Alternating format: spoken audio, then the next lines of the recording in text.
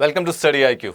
I'm Amit Waridhi Kilor and today is 21st of April. 21st of April India में civil services day की तरह मनाया जाता है each and every year.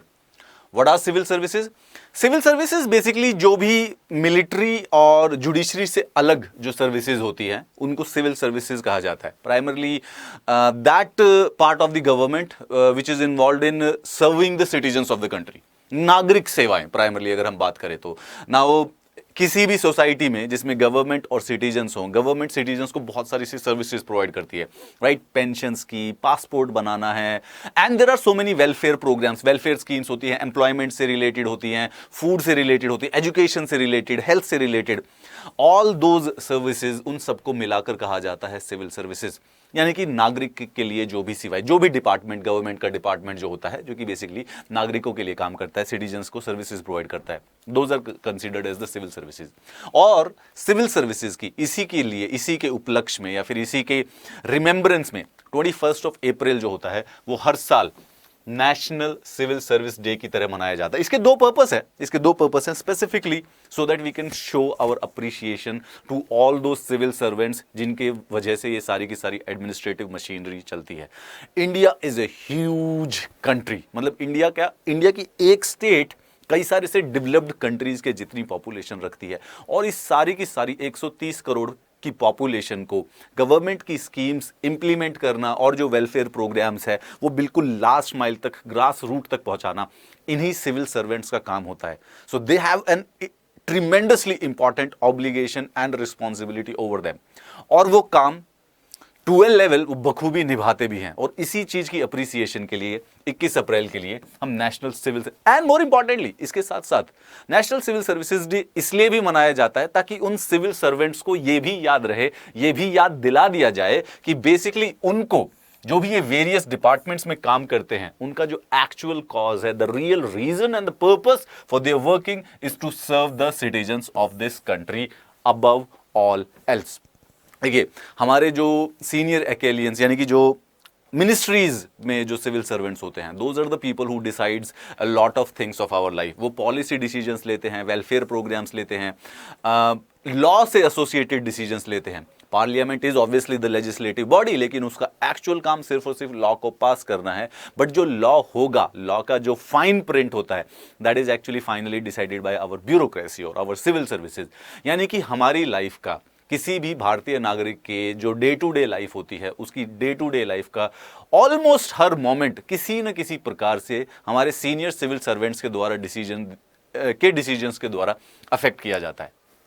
मतलब even though we may not get in directly in touch with them, but the decisions which they take affect our life almost every single day. And to remember that and to also make them remember that what kind of an important job they are doing, we celebrate the National Civil Services Day. And we can understand the importance of the Civil Service Day by easily seeing कि civil service aspirants या civil services कितनी important मानी जाती है. UPSC civil service examination conduct कराता है हर साल. हमारे देश के IAS, IPS, IRS, forest services, foreign services के जो कैंडिडेट्स हैं उनको रिक्रूट करने के लिए.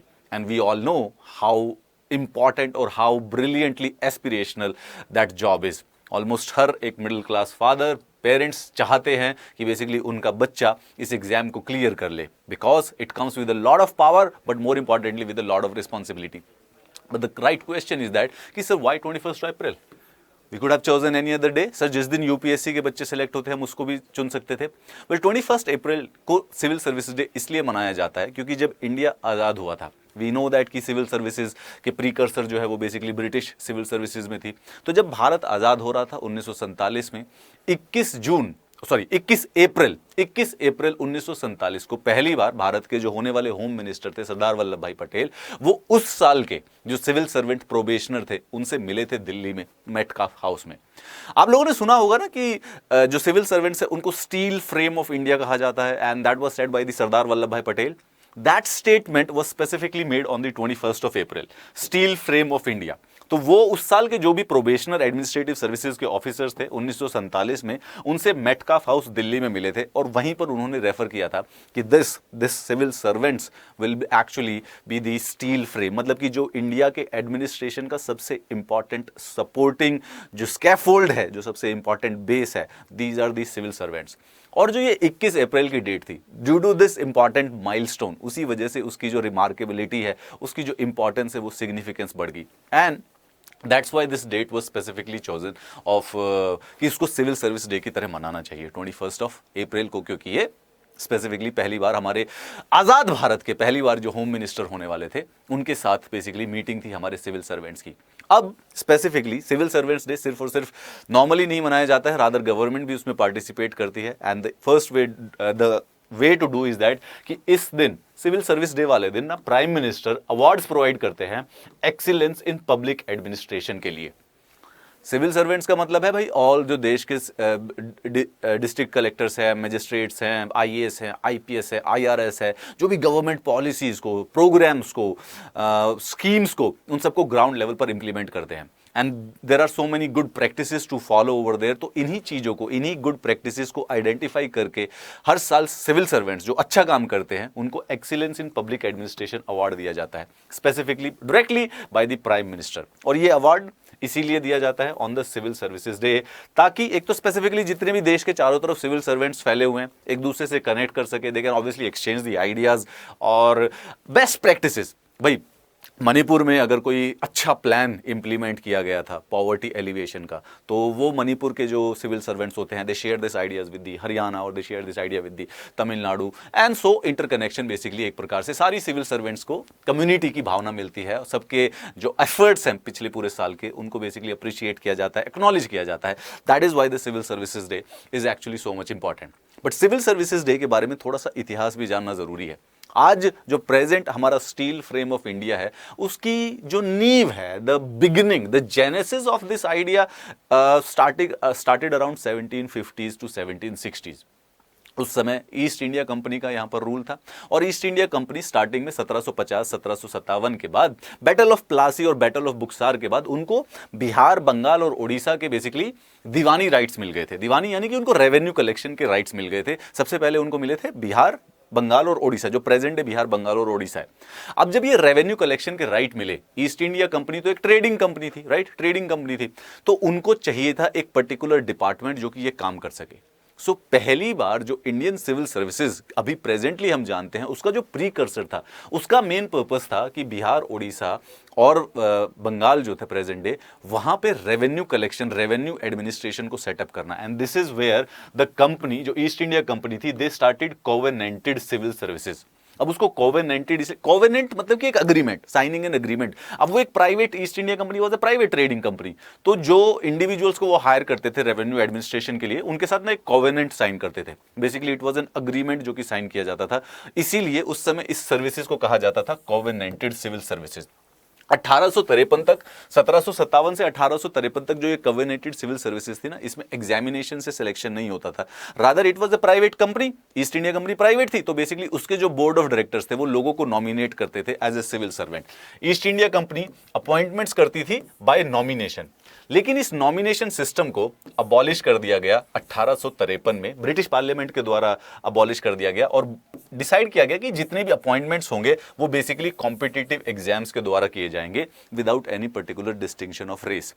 ये अगर नहीं होता 1853 में तो आज हम सिविल सर्विस एग्जामिनेशन की प्रिपरेशन नहीं कर रहे होते, बट इट वाज डन। अच्छा ये देखो, the very interesting thing about it कि जब वो उसको कॉम्पिटिटिव एग्जाम बनाया गया तो जो ये एडमिशन टू सर्विसेज था, इसका जो एग्जाम था वो सिर्फ लंदन में होता था। So if you are born in 1870 और आपका प्लान था सिविल सर्विसेज के अंदर एंट्री लेना, तो आपको लंदन जाके एग्जाम देना पड़ता था। And more importantly, all candidates had to pass a compulsory horse riding test.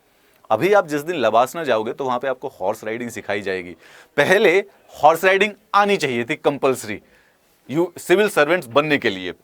Competitive exam to entry to the civil services was combined for the diplomatic, home, Indian और the colonial services थे। और देखो ये interesting बात है, उस समय as होती थी 18 से 23 साल। बस 18 से 23 साल। अगर हम रिलेटिवली देखें तो आज हमारी जो मिनिमम एज है एग्जाम के अपीयरेंस की वो 21 साल है, और जो मैक्सिमम है जनरल के लिए 32 है, और अदर सर्विसेज के लिए रिलेटिवली उनके ही अकॉर्डिंग उतनी इंक्रीज हो जाती है। पर पहले सिर्फ 18 से 23 साल के जो इंडिविजुअल्स थे वही एग्जाम दे सकते थे। 1854 में एक्चुअली में मैकेकुले कमिटी ने रेकमेंड किया कि जो ये अपॉइंटमेंट है they should be based on the companies patronage. तो ये कंपनी के पेट्रोनेज पे इसको स्टॉप करो और एक मेरिट बेस्ड कॉम्पिटिटिव एग्जाम का सिस्टम बेसिकली एस्टेब्लिश कर दिया गया। और 1854 में ये डिसीजन लिया गया था। तो 1857 में तो जो फर्स्ट वॉर ऑफ इंडिपेंडेंस हुई उसके बाद जो ईस्ट इंडिया कंपनी का था वो रूल कंप्लीटली खत्म कर दिया गया, and the administration of the Indian subcontinent was directly taken by the britishers. तब बेसिकली ब्रिटिश क्राउन के साथ जब ब्रिटिश क्राउन ने जब एडमिनिस्ट्रेशन ले लिया तो ये कोवेनेंटेड जो सिविल सर्विसेज थे उसको कहने लग गए इंपीरियल सिविल सर्विसेज, और यही इंपीरियल सिविल सर्विसेज बाद में बनती है Indian civil services, and after independence the same Indian civil services is now called as the Indian administrative services. 1864 में देखो, 1854 में डिसीजन ले लिया गया था कि कॉम्पिटिटिव एग्जाम होगा सिर्फ लंदन में, लेकिन 1864 में पहले भारतीय श्री सत्येंद्रनाथ टैगोर, जो कि रविंद्रनाथ टैगोर जी के ब्रदर थे, he became the first person to clear civil services. मतलब legitimately speaking Shri Satyendranath Tagore is the first IAS, first Indian IAS. First IAS तो कोई और होगा, we should actually figure out the name of that person, that will be obviously britishers, but the Indian first Indian administrative service officer थे वो श्री सत्येंद्रनाथ टैगोर थे, रविंद्रनाथ टैगोर जी के भाई। 1922 से ना, अब ये 1853 से लेके उसके बाद यहाँ 1922 तक ये लंदन में ही एग्जाम होता था, बट 1922 में जो इंडियन सिविल सर्विसेज का एग्जाम था वो फाइनली इंडिया में भी होने लग गया। ये मॉन्टेक चैंसफॉर्म रिफॉर्म्स है ना जो 1919 के, उनके बेसिस पर बेसिकली ये डिसीजन लिया गया था। उस मॉन्टेक चैंसफॉर्ड रिफॉर्म्स में एक और बात थी, क्योंकि अब इंडिया में एग्जाम होने लग गया तो we need an administrative body for that also, तो public service commission of India भी सेटअप कर दिया गया था 1926 से। ये public service commission of India that actually become later on the obviously Union Public Service Commission, यानी यूपीएससी का जो जेनेसिस है वो मॉन्टेक चैंसफॉर्म रिफॉर्म्स में था और 1926 में बेसिकली उसको बनाया गया था, but it was earlier called as the public service commission.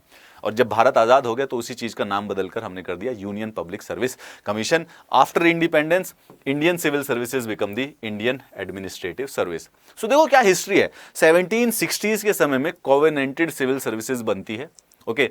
1857 के बाद इसी कोवेनेंटेड सिविल सर्विसेज को नॉमिनेशन के बेसिस पर हटा के मेरिट बेस्ड सिस्टम बना दिया जाता है, and now it is called as the imperial civil services. और जब वो इंडिया में कंडक्ट होने लग जाता है एग्जाम तो वो इंपीरियल सिविल सर्विसेज की बजाय इंडियन सिविल सर्विसेज कहलाने लग जाती है। एंड जब 1947 में भारत आजाद हो जाता है तो वो Indian civil services Indian administrative service कहलाई जाने लग जाती है। ब्रिटिश राज के समय में अगर हम देखें तो जो सिविल सर्विसेज है वो स्पेसिफिकली वॉरेन हेस्टिंग, जो कि 1773 में गवर्नर जनरल ऑफ बंगाल थे, उन्होंने स्टार्ट की थी, बट जो उस समय पर नॉमिनेटेड थी, ठीक है। तो एक्चुअली में जो लॉर्ड कॉर्नवालिस है 1860s के समय में जो थे, he is called Charles Cornwallis. He is the person who is responsible for the reformation, modernisation और the rationalisation of the civil services in the country. इसी वजह से, उनके इस कंट्रीब्यूशन की वजह से is also called as the father of the civil services in India.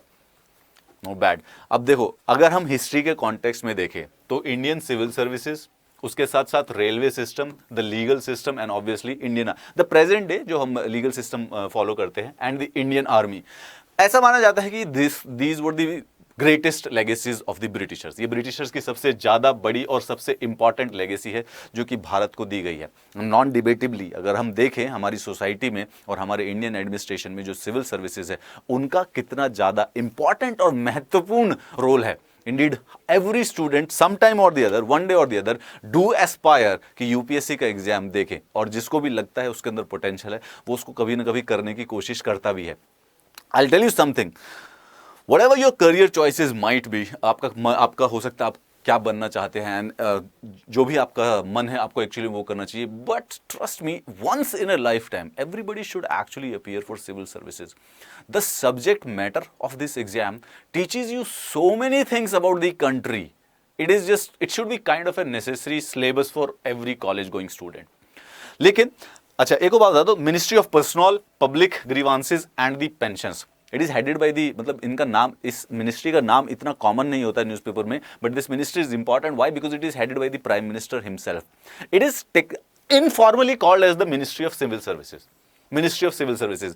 तो यूपीएससी का काम है सिविल सर्वेंट्स को रिक्रूट करना, एंड दैट इज इट। उनका काम वहीं पर खत्म हो जाता है। उसके बाद जो उनकी ट्रेनिंग होती है, उनके रिफॉर्म्स होते हैं, उनकी पेंशंस, उनकी सर्विस, वो सारा का सारा ministry of personnel public grievances and pensions के द्वारा हैंडल किया जाता है। And because it is headed by the prime minister, इसीलिए प्राइम मिनिस्टर बेसिकली सारे सिविल सर्वेंट्स को 21 अप्रैल को एक्सीलेंस वाले अवार्ड भी देंगे। अब सवाल ये आता है, 200 साल से भी अधिक अप्रॉक्सीमेटली अगर हम देखें 1760 के बाद से 250 साल से भी अधिक अप्रॉक्सीमेटली हमारे सिविल सर्विसेज को हो चुके हैं मोर और लेस। उसके बावजूद भी सिविल सर्विसेज का जो चार्म है, the power, the responsibility, the Prestige which they give in the society has definitely not gotten over yet. अभी तक वो खत्म नहीं हुई है, बल्कि बढ़ती ही जा रही है। जैसे जैसे देश में पॉपुलेशन बढ़ी और जो गवर्नमेंट है वो वेलफेयर गवर्नमेंट की तरह काम करने लगी, सिविल सर्वेंट्स का जो रोल है वो उतना ही इंपॉर्टेंट, उतना ही ज्यादा महत्वपूर्ण होता गया। If you think you have in it you to lead the country, civil servants are basically the leaders of the country. If you think कि आपके अंदर वो बात है कि आप IAS बन सकते हैं, IPS बन सकते हैं, IRS बन सकते हैं, हमारे देश को चला सकते हैं, you have something to contribute to Indian society, you want to do social service, almost every aspect of the life is covered in the civil servant. अगर कोई सोशल सर्विस करना चाहता है तो वो कर सकता है, कोई इंफ्रा इंप्रूव करना चाहता है, कोई पॉवर्टी एलिवेशन करना चाहता है, कोई पॉलिसी बनाना चाहता है, कोई फील्ड वर्क करना चाहता है, दिस एग्जाम एक्चुअली कवर्स। ये एग्जाम हमारा यूपीएससी सिविल सर्विसेज का 3 स्टेजेस में होता है, prelims plus mains plus interview, और ये साल में एक बार कंडक्ट किया जाता है। पूरा का पूरा अप्रॉक्सीमेटली 12 से 14 महीने की साइकिल है। मतलब जिस दिन से प्रिपरेशन करना स्टार्ट करते हैं और जिस दिन तक एग्जाम का फाइनल रिजल्ट आता है, अप्रॉक्सीमेटली 14 से 16 महीने का समय बीत जाता है। इस एग्जाम की प्रिपरेशन करने के लिए अगर आप इंटरेस्टेड हैं और अगर आप इस समय कर रहे हैं तो we study IQ have actually a course for you, जो कि आपके प्रीलिम्स और मेंस दोनों की दोनों पूरी की पूरी कंप्लीट तैयारी कराएगा। बट अनलाइक जो वो दिल्ली के इंस्टीट्यूट्स होते हैं जहां पे आपको 2.5, 3 या 3.5 लाख रुपए आजकल देने पड़ते हैं, GS के लिए 2 लाख रुपए दो, उसके बाद ऑप्शनल के लिए 1 लाख रुपए दो, उसके बाद फिर तुम टेस्ट सीरीज के लिए 1 लाख रुपए दो।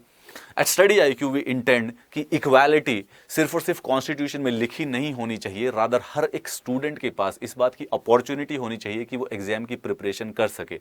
यूपीएससी सिर्फ और सिर्फ अपर मिडिल क्लास का ड्रीम नहीं होना चाहिए, रादर हमारे जो भी स्टूडेंट्स हैं, जो भी केपेबल हैं, जो भी इंटेलिजेंट है, who can work, who are dedicated, जो डिलीजेंट है, उनके पास इस बात की अपॉर्चुनिटी होनी चाहिए कि वो एग्जाम की प्रिपरेशन कर सके। To bring that equality, we have brought the cost down of that course so much कि बेसिकली कोई भी स्टूडेंट इसको ऑटोमेटिकली अगर प्रिपरेशन करना चाहता है, दिल से करना चाहता है, तो वो कर सकता है। सिविल सर्विसेज डे पे इस समय अगर आप स्टडी IQ की वेबसाइट पे जाते हैं तो वहां पे जो यूपीएससी IAS का प्रीलिम्स और मेंस का जो कोर्स है वो वैसे इन जनरल डेज पर 20,000 रुपए का होता है।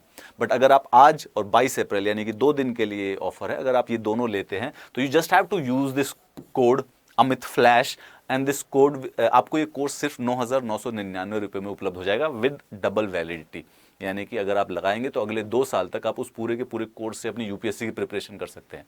एंड मोर इंपॉर्टेंट बात है कि उस कोर्स को हम रेगुलरली अपडेट करते रहते हैं। So you will by the course today, लेकिन अगर आप उस कोर्स को आज खरीदेंगे तो हम अगले 3 महीने में जो नए वीडियोस उसके अंदर चेंजेस लाएंगे, उसके अंदर ऐड करेंगे, वो भी आपको जब तक आपके कोर्स की वैलिडिटी होगी वो आप एक्सेस कर सकेंगे। And remember, it is not about the code Amit flash. अगर आप जैसे कि अगर आपने अंकित सर के वीडियो देखे होंगे तो आप वहां पर अंकित फ्लैश लगा सकते हैं, आदर्श सर के वीडियो देखे आदर्श फ्लैश लगा दीजिए, राहुल सर के देखिए राहुल फ्लैश लगा दीजिए। Basically any teacher you like, आप उसका नाम लिखिए, आगे फ्लैश लिखिए, एंड बेसिकली आपकी जो कोर्स की जो कॉस्ट है वो हाफ हो जाएगी, वैलिडिटी जो है वो बेसिकली डबल हो जाएगी।